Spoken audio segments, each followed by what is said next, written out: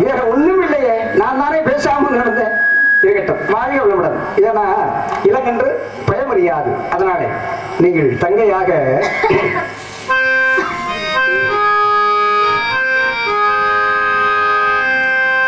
ஒரு தங்கரை பற்றி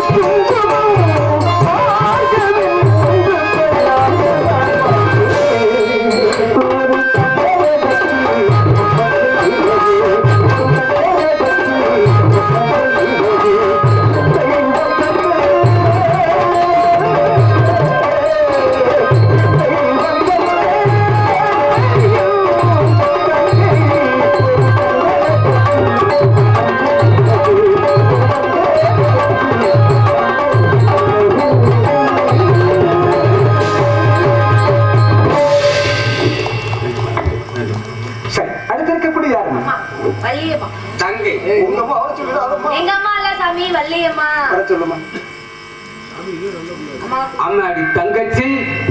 அம்மாவின் தங்கச்சியா? அம்மாடி தங்கச்சி. Thank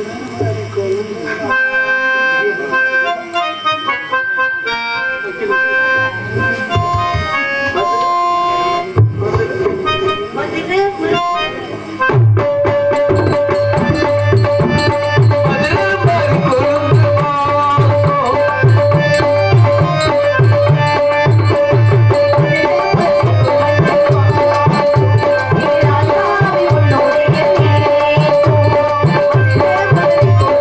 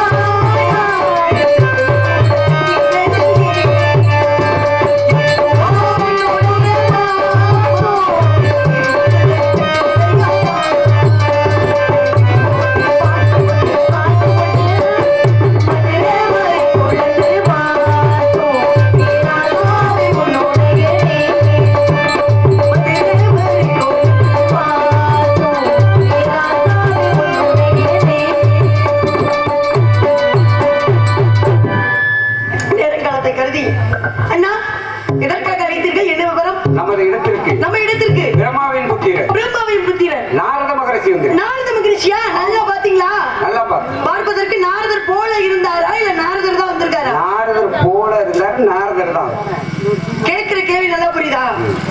நாரதர் போல இருந்தாரா அப்படின்னு கேட்பது வேற, நாரதரான்னு கேட்பது வேற. நாரதர் போல இருந்தாரா இல்ல நாரதர் தானா? நாரதர். நாரதர் தானா? சாமி இருக்காரா இல்ல போயிட்டாரா? இல்ல வந்துருவாரு. இருக்காரா? சரி கூப்பிடுங்க. சரி கூப்பிடுங்க பாப்போம். சரி சாமி. சுவாமிக்கு தமிழோடு கலந்து வரவேற்பு கொடுத்தா நிச்சயமா அவரே தானா வந்துருவாரு. வந்துருவாரு. எப்படி தெரியுமா? புன்னிக்குமே ஒரு வாகிக புன்னிக்கு புனத்தை எழுந்தரு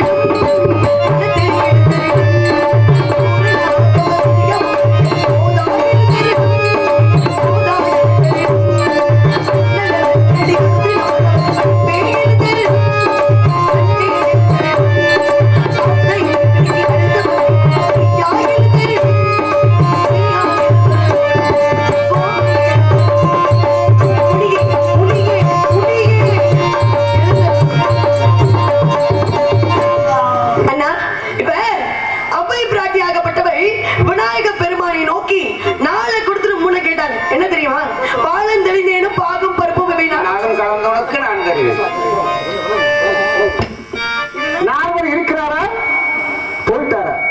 உங்ககிட்ட கேட்கல சாமி. ஒன்னு தானே கேட்டது. என்ன கிட்ட கேட்டா நான் என் தங்கச்சி கிட்ட வச்சிடறேன். நீங்க யாரு? இல்ல, அதுக்கு இல்ல.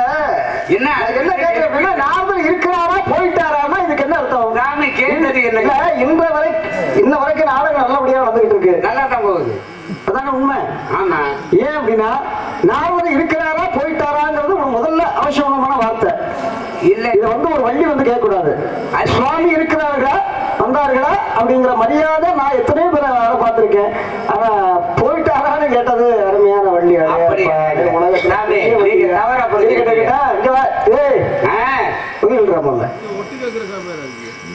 இல்ல உண்மைதான். ஏன் அப்படின்னா ஒட்டு கேட்டுத்தான் ஆகணும். நானுடைய பழக்கவழக்கமே தானே.